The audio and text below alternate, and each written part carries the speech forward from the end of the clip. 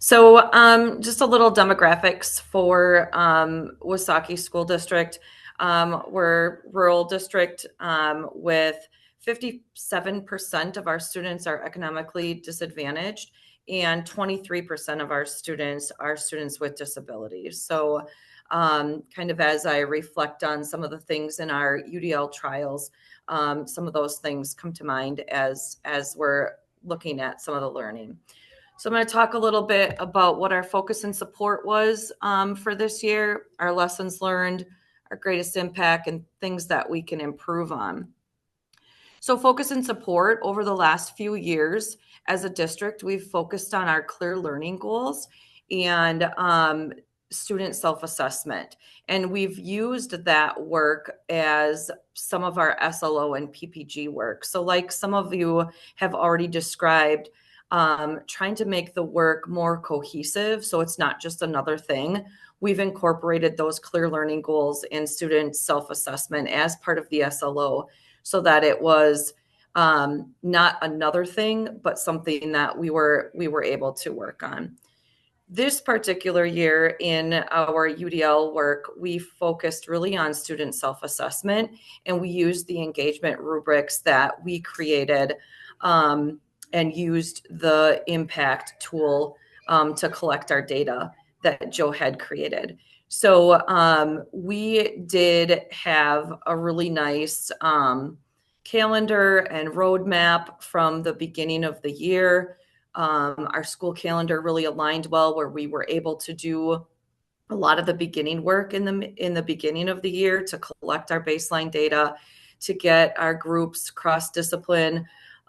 So we had like a math and science group that were together. So we did all of those things. But then as the year went on, one of the challenging things with our calendar is that our in-service sessions really started to drop off.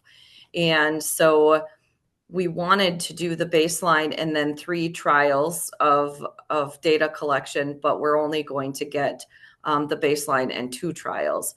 And in fact, some of my data is incomplete on my slides coming up because we still have some in-service at the end of the school year. And so we're waiting to finish up those at the end of the year so that we can collect that data. I am in the role of an educator effectiveness coach.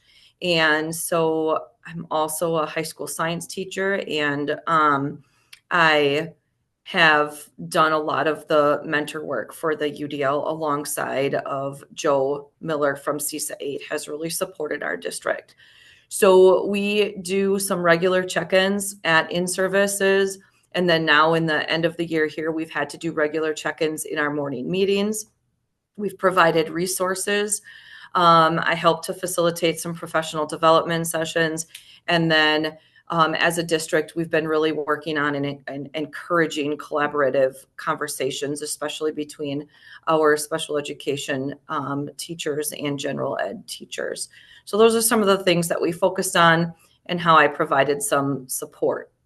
Some of the lessons that we learned,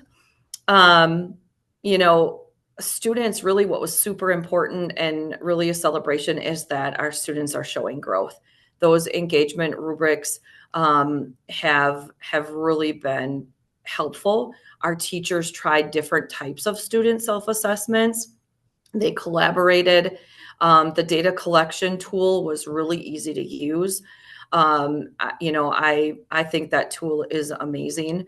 And then Joe helped to create a data analysis worksheet for us that helped with some of our SLO language so that we were all doing the same work in 4th grade through 12th grade in our district.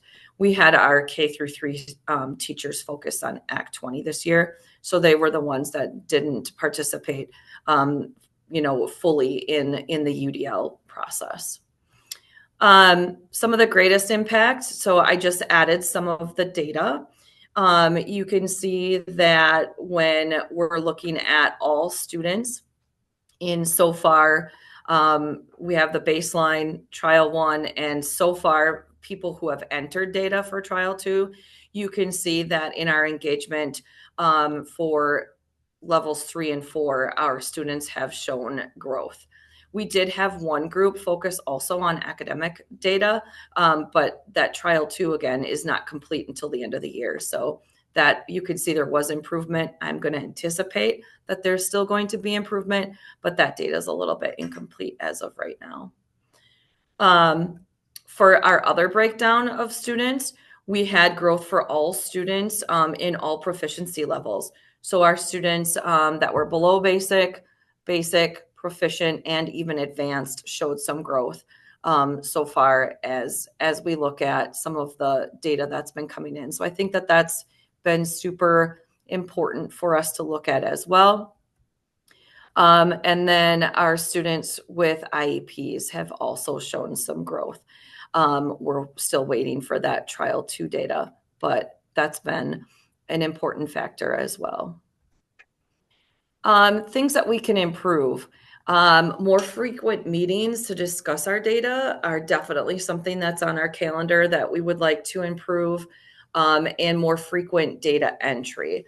Some of our teachers collected data on paper pencil on a clipboard throughout the times, and then didn't enter their data till the end. We'd like to have more conversations in staff meetings around the data. So we'd like to have that data entry be a little bit more, I guess, common so that we can have those conversations. And then obviously too, a bigger, more challenging thing would be the calendar, the school calendar, having a little bit more longer time with in-service days to kind of keep up those trials and have the time to work on all of those things. Some of our next steps include how to continue to use our UDL trials to support our SLO work. I think that our staff really appreciate that things are cohesive and the work that we're doing, translates not into all these separate individual things, but it all seems very cohesive. So looking forward to continuing that, creating that new roadmap for the 25-26 school year. The roadmap, I know some other districts from CISA 8 shared, Gillette and Niagara. Those roadmaps have been fabulous. I know Joe really helped create that for our district, and those are really important for our admin team. When we meet, we look at that roadmap to see what we need to do when we need to do it. So those are super important. So we'd like to create a new roadmap for our upcoming school year to continue some of the work. And then I do have some teacher quotes from just the process that we went through. One teacher said, "I'm more aware of how students are learning and becoming more involved with their own learning through the self-assessment process. I see how when I am clear and concise about expectations for learning during a lesson, the more engaged my students are. I believe engagement is the basis for student learning. When designing lessons with the intention to maximize student engagement, the learning is more impactful."